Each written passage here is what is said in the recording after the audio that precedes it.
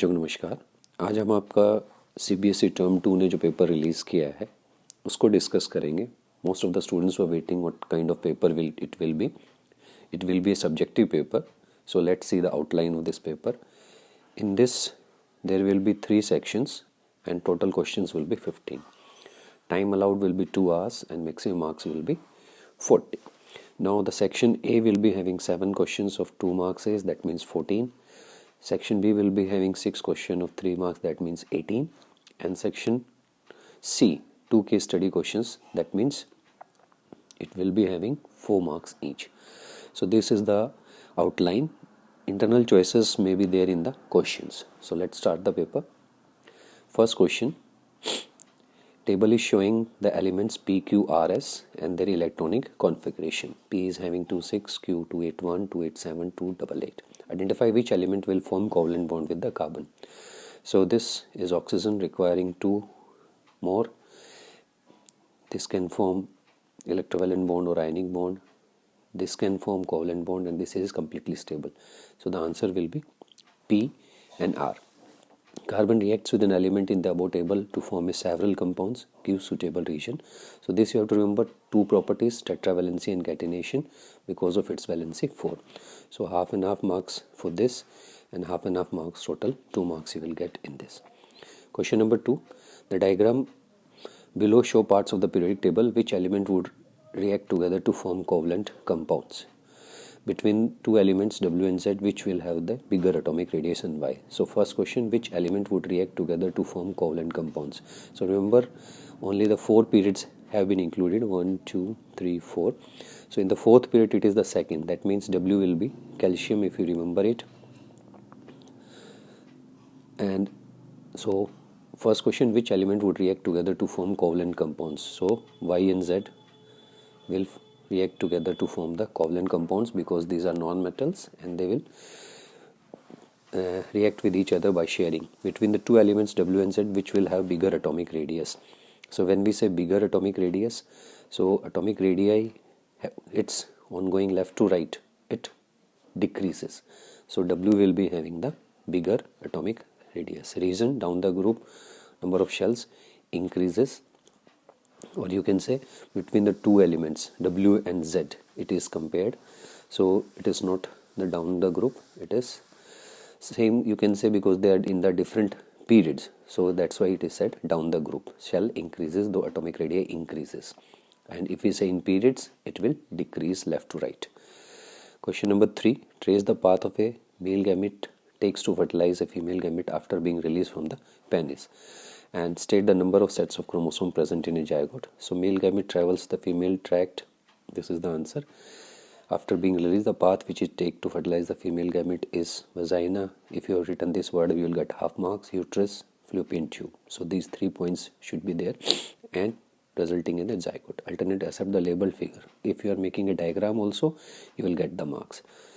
Next is state the number of set of chromosome present in a zygote. Zygote has 2 sets of chromosome, half marks. Alternate accepts 2n, no marks to be assigned for n or 3n. If you write n or 3n, it will be wrong, क्योंकि zygote के अंदर जो है half mail से और half female से आ रहा है. So you can write 2n, n+n. Question number 4. Rajesh observed a greenish black powdery mass on a stale piece of bread. Name the organism responsible for this and its specific mode of asexual reproduction. So greenish black powder of a stale piece of bread is due to the bread mold, that is Rhizopus. Half marks you will get. Which reproduces by spore formation, again you will get half marks. Name its vegetative. Hyphae or thread-like structure are the vegetative part and tiny bulb-like structure of sporangia and the reproductive part. So that structures like this you have seen in your book. There is no need to draw, just for explanation I am saying this, इसलिए बता रहा हूँ कि आपको याद आ जाए. Question number 5. Mustard was growing into fields A and B. Field A produced brown colored seeds and field B produced yellow colored seeds. It was observed that in field A the offspring showed only the parental trait for a consecutive generation, whereas in field B majority of the offspring showed the variation in progeny. What are the probable reason for this? So in field A, the region for parental trait is consecutive generations of the offspring is self-pollination. क्योंकि ए के अंदर जो है brown colour seeds and B produce yellow colours. It was observe that A showed only the parental trait. बार बार जो है parent जैसे ही बन रहे हैं तो नेचुरल सी बात है सेल्फ पोलिनेशन ज़्यादा हो रहा होगा उसके अंदर. और बी के अंदर हमें वेरिएशन देखने को मिला because of the cross pollination is taking place. In an asexually reproducing species, if a trait exists in 5% of population and trait Y exists in 70% of the same population, which of the two traits is likely to arise in earlier give region? Because the trait Y has exist in 70 larger fraction के अंदर है, तो बिल्कुल सही बात है कि ये जो है पहले आया होगा जो कि इतनी पॉपुलेशन को रीच कर चुका है. New trait comes in population due to sudden mutation and there are inherited with trait Y to have been replicated the trait for longer period than the 5% of the population with X. So we can say that the trait Y is likely to have been replicating that trait for a longer period than 5% of the population. तो इसमें की reason भी बताना है तो यह आपका होगा trait Y exists in 70% larger fraction of the population. तो यहाँ पे हमारा आंसर हो जाएगा जो ज़्यादा पॉपुलेशन में है वो पहले अराइज होएगा. Next is question number 6. A simple motor is made in school laboratory. A coil of wire is mounted on an axle between the poles of force magnet as an illustrated. ये diagram दे रखा है आपका जो book के अंदर उसी तरह से. For this position state the direction of force on the arm.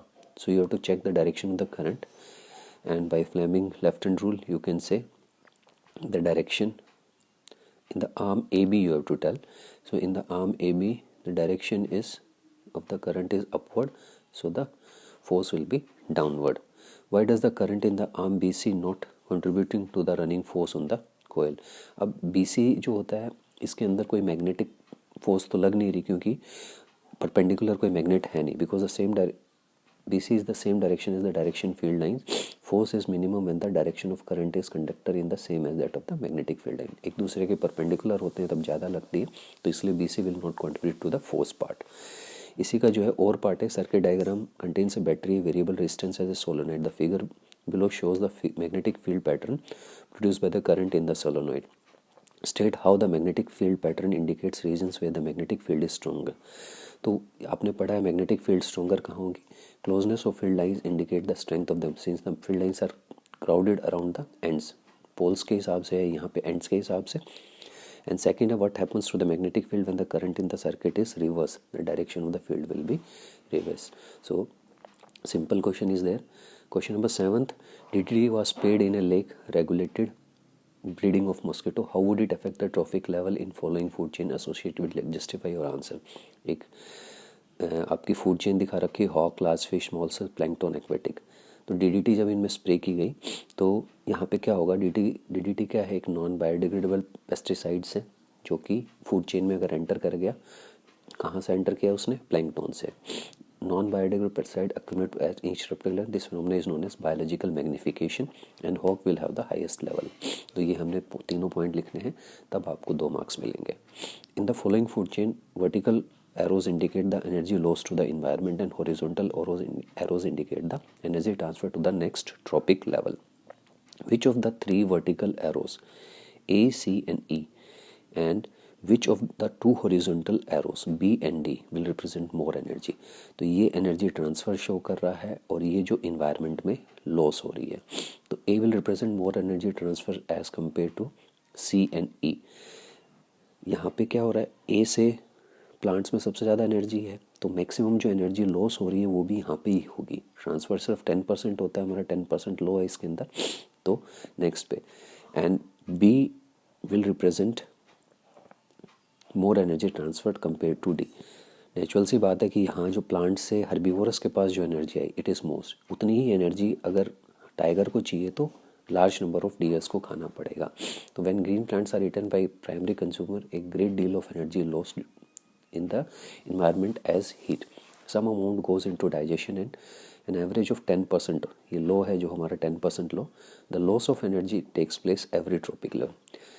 दूसरा हम कह सकते हैं in accordance with 10% law of energy in food chain only 10% of energy is available at 1 tropic level. तो ये 10% लो के हिसाब से इसको एक्सप्लेन करना है उस पर आपको मार्क्स मिलेंगे. सेक्शन बी फर्स्ट सेक्शन के हमने 7 क्वेश्चंस कंप्लीट कर लिए हैं.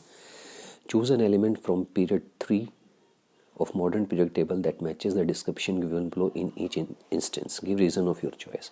It has similar structure to diamond.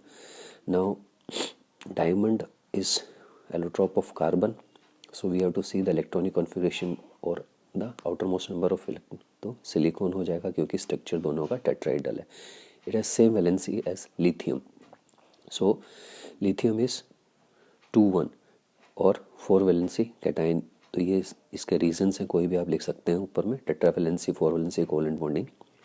यहाँ पे लिथियम के जैसा कौन है हमारा? सोडियम, सेम ग्रुप में है. And third is it has a variable valency and is a member of oxygen family, group 16. तो यहाँ पे सल्फर आ जाएगा. तो इस तरह से हमें उसको फाइंड आउट करना है. How many isomers are possible for a compound with molecular formula C4H8? Draw the electron dot structure of branch chain isomer. How will you prove that C4H8 and C5H10 are homologous? तो इसके अंदर सबसे पहले तो हमें बताना how many isomers are possible. तो इसमें draw the electron dot structure of branch change isomer. ये इलेक्ट्रॉन डॉट स्ट्रक्चर बना दिया इसका, और इसमें लिखा है 4. तो ये आपको जस्ट लिखना है, बस बनाना नहीं है इसमें. और ये आपको इलेक्ट्रॉन डॉट स्ट्रक्चर बनाना है. Then the how will you prove that the C4H8 and C5H10 are homologous? तो they are differing by the CH2 group or by mass they are having 14U difference. A carbon compound A having melting point 156 K and boiling point 351 K with molecular formula C2H6O is soluble in water in all proportions. Identify and draw its electron dot structure. Now functional groups के बारे में है ये. तो खाली O दिखा रखा है, that means it will be ethanol, C2H5OH. Identify and draw electron dot structure. तो इसका हमने इलेक्ट्रॉन डॉट स्ट्रक्चर बनाना है. फिर उसके बाद में CH3OH and CH3H7OH are homologous of Q for molecular formula any two homologous of A. तो कोई भी इसके होमोलोगस आप लिख सकते हैं इस सीरीज के अंदर से. Question number 10. 2 pea plants, one with round yellow seeds RRY and another with wrinkles. F1 have round yellow. When F1 plants are self-pollinated, which new combination of character is expected? Now this is the dihybrid cross जो इसमें बताया है. आपके questions क्या हैं? When F1 plant are self-pollinated, which new combination of characters is expected in F2 progeny? So the new combination will be yellow. Round yellow seeds हैं तो round के साथ में ग्रीन कलर आ जाएगा और येलो के साथ में रिंकल चला जाएगा. तो राउंड ग्रीन और wrinkled yellow. New combinations are produce because of the independent inheritance of seed save, independent assortment of genes की जो हम बात करते हैं. It would cost a man ₹350 to buy 1 kilowatt hour of electrical energy from the main electrical board. His generator has a maximum power of 2 kilowatt. The generator produces energy at the same maximum power for 3 hours. Calculate how much it would cost to buy the same amount of energy from the main electricity board. तो इसमें हम जो हमारा formula E = P × T करेंगे. तो 3 × 2 6 kilowatt hour. Cost of buying electricity from the main electricity board 6 × 3.50 तो 21 rupees हो जाएगा. Students boil an electrical kettle for 20 minutes using the same main supply. He wants to reduce the boiling time of water. To do so, increase or decrease the length of the heating element. Justify. अब उसको जो है boiling time कम करना है. To reduce the boiling time using the same main supply, the rate of heat production should be large. क्योंकि ज़्यादा heat produce होगी तभी जल्दी गर्म होगा. एक फॉर्मूला होता है हमारा P = V²/R. V कांस्टेंट है, R should be decrease. So R is directly proportional to I, so the length should be decrease. तो यहाँ पे जो है अगर हम R जो है उसको कम करना है तो जो I है उसकी लेंथ जो है डिक्रीज करनी पड़ेगी. ठीक है ना. तो R इज डायरेक्ट उस तरह से हम उसको कम कर सकते हैं. हमारा जो रेजिस्टिविटी वाला फॉर्मूला है उसको ध्यान करोगे आप तो आपको पता चल जाएगा इसमें. Question number 12. In the above circuit, if the current reading in the ammeter A is 2A, what would be the value of R? ये हमारा इसके अंदर रीडिंग आ रही है 2A, तो हमें निकालना क्या है? R1 निकालना है. दैट मीन्स इसकी वैल्यू निकालनी है. तो 5 ओम 10 ओम एंड R1 ये जो है 5 10 एंड R1 ये क्या है? सीरीज़ के अंदर है. 1/RP is equal to 1/5 1/10 plus 1/R1।